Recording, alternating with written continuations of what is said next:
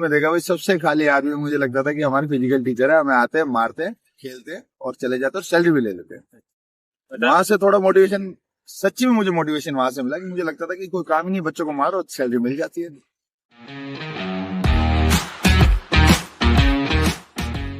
Hello दोस्तों, स्वागत है आप सबका हमारे चैनल रैकेश रिव्यू की अनदर वीडियो में।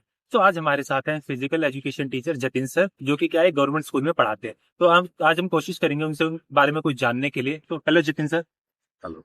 तो कैसे हैं जतिन सर? सबसे पहले आप ये पूछना चाहेंगे आपसे। मैं बढ़िया, धन्यवाद राकेश अपने चैनल को मुझे बुलाने के लिए। जी और हो सकता है मेरी इस जर्नी से कुछ लोगों को मदद मिले। जी सर। अच्छा, तो जतिन सर सबसे पहले हम ये जानना चाहेंगे कि आपका जो बैकग्राउंड रहा, आपका एजुकेशनल बैकग्राउंड रहा, वो कैसा रहा, उसके बारे में कुछ बताना चाहेंगे लोगों को? जी, मैंने जिस स्कूल में मैं पढ़ा उसी स्कूल में पढ़ा रहा हूँ, यहीं से अच्छा, इसी स्कूल से पढ़े हैं सर आप? जयदेव पारसी में 12th की। जी और सर्वोदय स्कूल है ये। इसके बाद मैंने ग्रेजुएशन की नागपुर से जी। और मास्टर डिग्री भी नागपुर से। मास्टर्स भी नागपुर से यहाँ पे। तो उसके बाद सर ग्रेजुएशन के बाद और क्या करना होता है फिजिकल एजुकेशन टीचर बनने के जी, लिए? ग्रेजुएशन मैंने फिजिकल एजुकेशन में की है। अच्छा, ग्रेजुएशन वैसे- ही आपकी हाँ जी। Physical education? वैसे डिप्लोमा है बीपीएड, अच्छा बैचलर इन फिजिकल एजुकेशन, आप ग्रेजुएशन के बाद भी कर सकते हैं। और अगर आपको डायरेक्ट स्कूल के बाद करना है तो 4 साल लगते हैं bachelor in physical education. Bachelor in physical education कर सकते हैं, या फिर ग्रेजुएशन के बाद आप बीपीएड का डिप्लोमा भी कर सकते हैं। तो सर अगर किसी को डिप्लोमा करना है ग्रेजुएशन के बाद, तो उसकी क्या रिक्वायरमेंट रहती है? ग्रेजुएशन के बाद आपको 2 साल का डिप्लोमा है ये जी। और 50% मिनिमम मार्क्स से। अच्छा, ग्रेजुएशन में मिनिमम 50% होने चाहिए, वही एलिजिबल है? और 12th के बाद भी 50% मिनिमम चाहिए। उसके बाद आपका एंट्रेंस टेस्ट होगा, जी। आपका फिजिकल टेस्ट होगा, मेडिकल चेकअप जैसे आपके जॉब में आने से पहले होता है, ऐसे हमारे कॉलेज में पहले ही हो जाता है। अच्छा, ये सारी चीज आपकी पहले हो जाती है। अच्छा, तो जतिन सर अगर आपसे पूछना चाहें कि आपका जो इस फील्ड के बारे में बात करें, तो कैसा आपका इस फील्ड के अंदर इंटरेस्ट आया? आपने मतलब कुछ ऐसा सोचा था या सडनली आपका कुछ ऐसा प्लान? सर में बहुत छोटे थे जब ऐसा कुछ सोचा नहीं था, तब सोचते थे एक फाटक, ट्रेन की फाटक आपको पता होगा, वो उठाते हैं तो मुझे लगता था वो ये जॉब सबसे बढ़िया है। जी सर। तो वो आता था, आदमी फाटक बंद करता था और उसको लोग देखते रहते थे। जी जी सर। हमारे साथ आके वो खेल लेता था, तो मुझे लगता था यार इससे बढ़िया क्या जॉब है। अच्छा गवर्नमेंट ने वहां बना दिया अंडरपास, तो मुझे लगा चलो ठीक है यार, ये जॉब तो गई। जी सर। फिर आगे स्कूल में देखा भाई, सबसे खाली आदमी मुझे लगता था कि हमारे फिजिकल टीचर है, हमें आते हैं, मारते हैं, खेलते हैं और चले जाते हैं और सैलरी भी ले लेते हैं। वहां से थोड़ा मोटिवेशन, सच्ची में मुझे मोटिवेशन वहां से मिला कि मुझे लगता था कि कोई काम ही नहीं, बच्चों को मारो और सैलरी मिल जाती है। मुझे पता नहीं था असल में इतना काम होता है, वो जॉब में आने के बाद पता चला। जनरली लोगों का सर ये परसिवरेंस रहती है, या लोगों को लगता है कि स्कूल में जाने के बाद सिर्फ बच्चों को मारना है, पीटना है और खेलना है बच्चे से। हार्शली भी नहीं बोल सकता, तो हार्ड वर्ड्स में मतलब यूज नहीं। नहीं, वही सर मैं भी इसी स्कूल से पढ़ा हूँ, तो मैं अच्छे से जानता हूँ कि हमारे टाइम पे थोड़ा रहता था कि सर का कितना खौफ रहता था, बच्चे डरते रहते थे। जी, पहले में और राकेश जी अपने बहुत अंतर आ गया। पहले पेरेंट्स खुद आके बोलते थे कि हमारे बच्चे को मारे। हमारे माँ बाप कभी भी मतलब स्कूल में, आपने शायद आपके माँ बाप स्कूल में नहीं आए होंगे जी। कि हमारे बच्चे को क्यों मारा। अब अगर आप बच्चे को टच भी कर दें, कुछ बोल भी दें, तो जॉब जा सकती है। आज सुना है मैंने सर, अभी दिल्ली के काफी सारे स्कूल है जहाँ पे कैमरे वगैरह भी लग गए हैं, तो कैमरा तो हर स्कूल में है, 24 घंटे अभी भी स्कूल में कैमरे चल रहे हैं, 24 घंटे कैमरे चल। अच्छा, मतलब इतना वो हो चुका है कि आज के टाइम पे अगर हर क्लास में 24 घंटे, कॉरिडोर्स में आप कैमरे से छुप नहीं सकते, बहुत मुश्किल है। जिन लोगों की ये थिंकिंग होती थी कि पीटी टीचर बनने के बाद वो सिर्फ स्कूल में आएंगे, पीटेंगे बच्चों को, खेलेंगे, तो वो चीजें टोटली पढ़ाना भी पड़ेगा, खिलाना भी पड़ेगा, बहुत सी एक्टिविटीज है बच्चों के मतलब डेवलपमेंट के लिए, आप जितना कर सकते हैं। और वैसे सच्ची बताऊं, मजा आता है। जॉब, ड्रीम जॉब मिल जाए आपको, उसके बाद आपको अच्छा लगे। आपकी एक ड्रीम जॉब थी जो आपको फाइनली मिल चुकी है, तो ये आपका सर कौन सा पे ग्रेड रहने वाला है? ये 4600 का ग्रेड पे टीजीटी। अच्छा, टीजीटी पोस्ट पे आप करते हैं, तो ये इस एग्जाम को कौन सा एग्जाम रहा था जिसको आपने पास करके दिल्ली के स्कूल में आप टीचर लगे? सर ये डीओई का एग्जाम था, जैसे डायरेक्टर ऑफ एजुकेशन, टीजीटी का। पीजीटी भी मैंने क्लियर किया था, उसमें शॉर्ट लिस्ट हुआ था। मैं लास्ट तक मतलब मैंने ईडोजियर भी भरा था, उसमें शॉर्ट लिस्ट नहीं, मतलब लास्ट में नहीं आ पाया। फाइनल मेरिट में नाम नहीं आया, लेकिन फाइनल मेरिट में इसमें नाम आ गया। अच्छा, तो इसके अंदर वैसे सर फर्क क्या रहता है कि आप जब टीजीटी लगे हैं या पीजीटी लगे हैं, ऑलमोस्ट सेम काम नहीं होता? नहीं, सेम काम नहीं है। उनको खाली 11th 12th पढ़ानी है, पीजीटी को ग्राउंड वर्क इतना नहीं है। अच्छा, टीजीटी में जो जॉब है वो वैसे सच में अच्छी जॉब टीजीटी की है।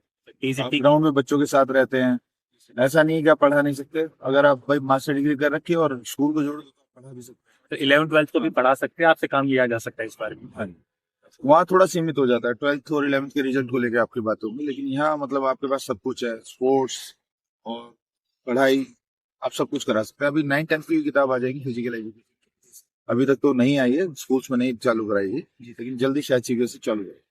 जतिन सर, जैसा कि आपको पता है कि काफी कॉम्पिटिटिव एग्जाम रहते हैं, जो डीओई के एग्जाम रहते हैं, हमारे व्यूवर्स को ये बताना चाहेंगे कि ऐसे कौन सी बुक लिस्ट रही थी या कौन से ऐसे टीचर रहे थे जिसकी मदद पाके आपने इस एग्जाम को क्लियर करा है? क्योंकि काफी सारे लोगों की ऐसा होगा कि ये ड्रीम जॉब होगी, वो करना चाहते होंगे, लेकिन उनके पास सोर्स ऑफ मटेरियल नहीं होगा। तो कुछ बताना चाहेंगे हमारे दर्शकों को?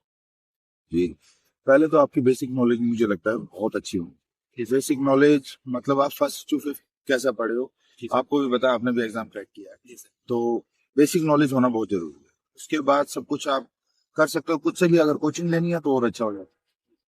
कोचिंग में मतलब आप बिल्कुल प्रिपेयर हो जाते हैं कैसे क्वेश्चन एग्जाम में आने वाले हैं। मैंने अपनी तैयारी अध्ययन मंत्रा से की थी, फर्स्ट पेपर की, और सेकंड पेपर फिजिकल एजुकेशन का जो है उसमें मेरी हेल्प कुछ मेरे दोस्तों ने, कुछ मेरे कलीग्स थे, जो मैं गेस्ट टीचर की तरह काम कर रहा था। एज ए गेस्ट टीचर मैंने पहले ज्वाइन कर लिया था, तो मेरे साथ जो टीचर्स थे, मयंक कौशिक और क्या कहते हैं मेरे खुद के जीजा जी हरिंदर जी, उन्होंने बहुत मदद की कि कैसे तैयारी करनी है, उन्होंने सारा बताया। अच्छा, मतलब अगर ओवरऑल बात करें दोस्तों कि जो पीजीटी या टीजीटी के एग्जाम रहते हैं यहाँ पे, ये दो पार्ट में आपको देखने को मिलेंगे। पार्ट 1 सबका बेसिक सही होता है, पार्ट 2 स्पेसिफिक हो जाता है। तो पार्ट 1 जो था इन्होंने अध्ययन मंत्रा से किया है। मेरे ख्याल में ज्यादातर लोग ऐसे होंगे जो दिल्ली के अंदर कॉम्पिटेटिव एग्जाम की तैयारी कर रहे हैं, वो अध्ययन मंत्रा से ही पार्ट 1 के लिए प्रेफर करते हैं। ज्यादा टीचिंग के लिए तैयारी जो होती है उसके लिए गढ़ है, क्या कहते हैं, टीएन कॉलेज। तो टीएन कॉलेज, हाँ जी, बाकी आपने जो था वो अध्ययन मंत्रा से। तो जतिन सर, जैसा कि फिजिकल एजुकेशन टीचर का काम होता है बच्चों को स्पोर्ट्स सिखाना, उनको खिलाना, तो आपकी लाइफ में ऐसा कुछ रहा है कि आपने किसी स्पोर्ट्स में कुछ खास अच्छा प्रदर्शन करा हो या किसी लेवल तक आप खेले, कुछ बताना चाहेंगे हमारे व्यूअर्स को? हाँ जी, क्रिकेट बहुत अच्छा खेल रहा था मैं शुरू में, जी वहां से चालू हुआ। हाँ, क्रिकेट के बाद मैं जूडो खेला इंटर यूनिवर्सिटी, जूडो के बाद क्या कहते हैं रग्बी खेले काफी दिन। रग्बी के साथ अमेरिकन फुटबॉल की एक लीग आई थी, जैसे आपका आईपीएल चल रहा है, जी सर। उसमें पहली लीग में मैं शामिल था और बेस्ट प्लेयर्स में था। तो वहां से स्पोर्ट्स में रुझान तो पहले से ही था, कॉलेज के साथ साथ भी खेल रहे थे, उससे पहले भी खेल रहे थे, खेलने में अपने मतलब शुरू से ही था। स्टार्टिंग से आपका खेल में थोड़ा रहा है, तो इसीलिए आपको ये लोगों को खिलाना और भी थोड़ा ज्यादा अच्छा लगता अभी होगा। आपकी जॉब है, आपको मतलब खेल रहे हो, कोई रोक सकता है टोक सकता है, यहाँ खेल रहे हो तो कोई मना नहीं करेगा, मतलब ये हमारा काम ही होता है। मतलब काम ही हो गया। काफी सारे जो हमारा यूथ होता है वो परेशान रहता है कि वो किसी जॉब में जाने के बाद खेल नहीं पाता या अपने आसपास के लोगों को खिला नहीं पाता। अगर लेकिन आप खिलाड़ी हैं तो आपके लिए बेस्ट जॉब है फिजिकल एजुकेशन। आप जब मर्जी खेल सकते हैं, आपका काम ही है, आपको कोई रोकेगा नहीं। जी सर। अच्छा, इसके अलावा जैसा आपकी इनमें को पर्सनैलिटी देख के लग रहा है कि आपने जिम वगैरह भी काफी अच्छी करी है, तो कुछ उसके बारे में बताना चाहेंगे हमारे व्यूअर्स को?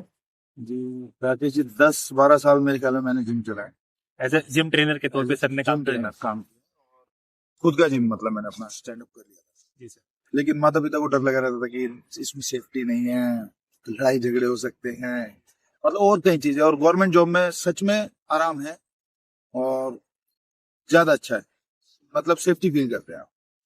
वहाँ आप हर महीने सोचते हैं कि मतलब क्या किया जाए, कुछ ठीक है, पैसा हो सकता है वहाँ शायद ज्यादा आ जाए, लेकिन एक जो सेफ्टी फील करते हैं, जो आपको खेलने का मौका मिलता है, जो आपके साथ मतलब और डेवलप करने का मौका मिलता है, मुझे लगता है गवर्नमेंट जॉब में ज्यादा अच्छा। इसके साथ साथ दोस्तों, जैसा कि पता है कि आप टीचर ही ऐसी फील्ड होती है जो कि हजारों बच्चों का पढ़ा के आगे अपने अपने से भी ज्यादा अच्छा बना सकते हैं। और सर उस फील्ड में आए हैं जहाँ पे क्या कर रहे हैं वो, और भी जो हमारे हो सकता है फ्यूचर में हमें काफी सारे ऐसे अच्छे खिलाड़ी देखने को मिले। राकेश, आपने बहुत अच्छी बात की है। क्या कहते हैं, जब मैं जिम ट्रेनर था तो थोड़ा सा मतलब संकुचित हो जाती है, जी सर। थोड़ा मतलब कम लोगों को सिखा पाते हैं। यहाँ मतलब हजारों बच्चे हमारे पास, जी सर। और सच में ऐसा हुआ भी है। मेरे पास से जो 11th-12th करके जा रहे हैं बच्चे, इतना मैं वहां नहीं सिखा पाया था, वहां पे नहीं सिखा पाया था मैं इतना जिम में, जितना मैं बच्चों को यहाँ बता।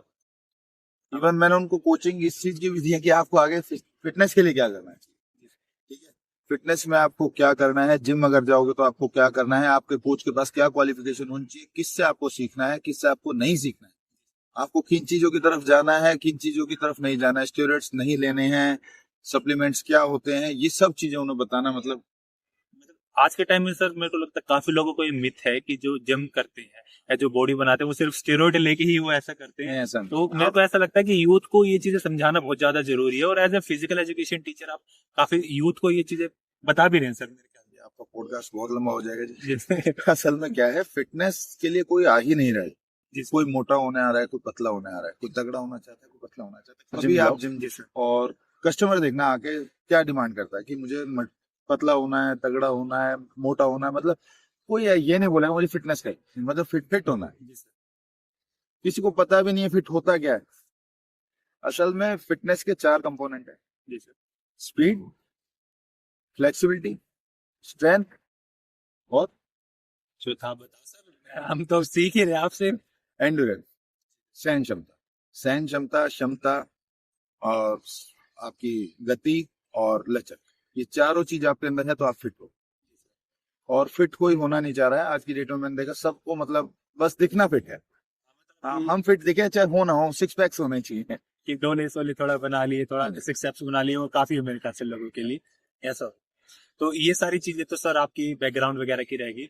अच्छा, और इसके अलावा अगर सर आप बात करें कि आगे के आपके कुछ प्लान है कि आपने कुछ सोचा हो कि आप कैसे बच्चों को और आगे प्रेरित कर सकते हैं, या जो हमारे कुछ ऐसे खिलाड़ी निकाल सके कि जो हमारे नेशनल या स्टेट लेवल पर रिप्रेजेंट कर सके, इसके लिए कुछ आप एक्स्ट्रा करिकुलर कुछ ऐसी चीजें चला रहे हैं?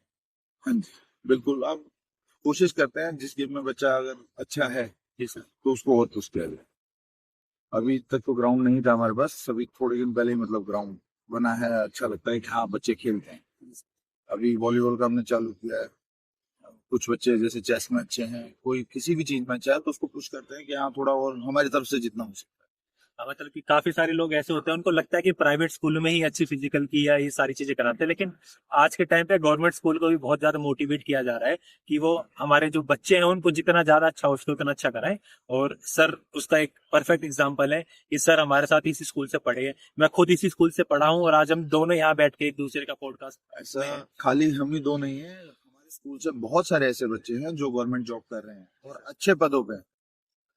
खाली फिजिकल टीचर नहीं, खाली मतलब यहाँ बहुत अच्छे अच्छे पदों पे हैं। मैं अपनी क्लास में शायद सबसे डाउन, मेरी क्लास के साथ जो बच्चे मेरे साथ पढ़े हुए हैं उनमें कोई साइंटिस्ट है।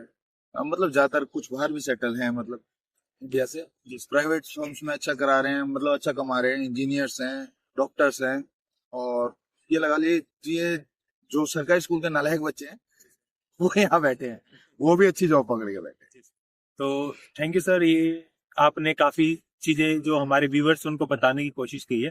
अगर आप लोगों में से किसी का भी कोई सवाल रहता है जिसमें आप ये जानना चाहते हैं कि फिजिकल एजुकेशन टीचर कैसे लगते हैं, या कोई ऐसी और भी क्वेरी है, तो आप हमें कमेंट करके पूछ सकते हैं। हम कोशिश करेंगे आपके सारे जवाब क्लियर करने के लिए। थैंक यू जतिन सर, आपने हमें टाइम दिया और ये मौका दिया हमें कि हम आपके साथ ये सारी चीजें शेयर कर सकें और हमारे व्यूवर्स को बता सकें। तो दोस्तों मिलते हैं इसी के साथ आप लोगों से अगले वीडियो में।